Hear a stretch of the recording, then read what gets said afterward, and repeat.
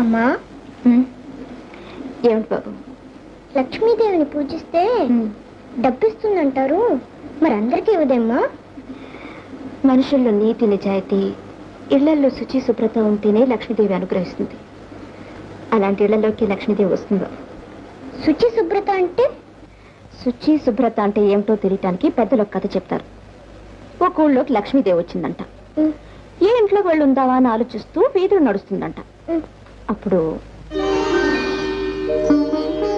ఈ ఊళ్ళో ఎన్నో ఇళ్లున్నాయి, ఎంతో మంది మనుషులున్నారు, అందరూ నన్ను పూజించేవాళ్ళే, ఆహ్వానించేవాళ్ళే. మరి ఎవరింట్లోకి వెళ్ళను? చిచి, ఈ ఇల్లాలు కసం ఓడవకుండా, పాచి పని చేయకుండా పొద్దున్నే పొట్ట నింపుకుంటుంది. కనీసం బొట్టు కూడా పెట్టుకోలేదు. అబ్బే, ఈ ఇంట్లో నేను ఉండలేను.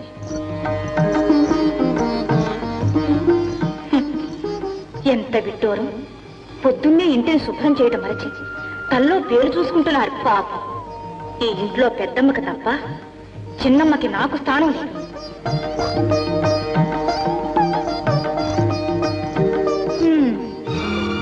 ప్రొద్దున్నే పాత బట్టలు కుట్టుకుంటున్నావా తల్లి? ఇంటికి రావాలనుకున్న లక్ష్మిని త్రోసిపుచ్చుకుంటున్నావు పాపం.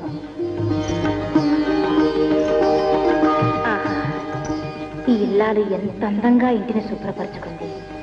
ఇంటి ముందు కళకళలాడే ముగ్గులు వేసింది, దేవుని ముందు దీపారాధన చేసింది. ఈ ఇల్లే నా నివాస స్థలం.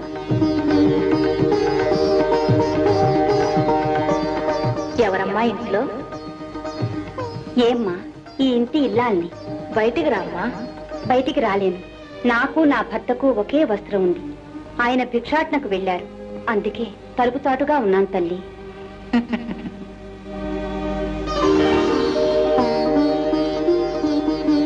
ఇదిగోనమ్మా చీర. దయగల తల్లివమ్మా. మీనాక్షి, మీనాక్షి, చూసావా ఈ రోజు భిక్షాటంలో ఎన్ని బియ్యము ఎన్ని కూరగాయలు దొరికాయో?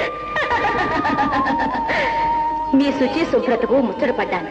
శ్రీ మహాలక్ష్మి, ఇక నుంచి మీ ఇంట్లోనే ఉంటాను. శుచి శుభ్రత ఉన్న ఇంట్లోకి అలా లక్ష్మీదేవి ప్రవేశిస్తుంది.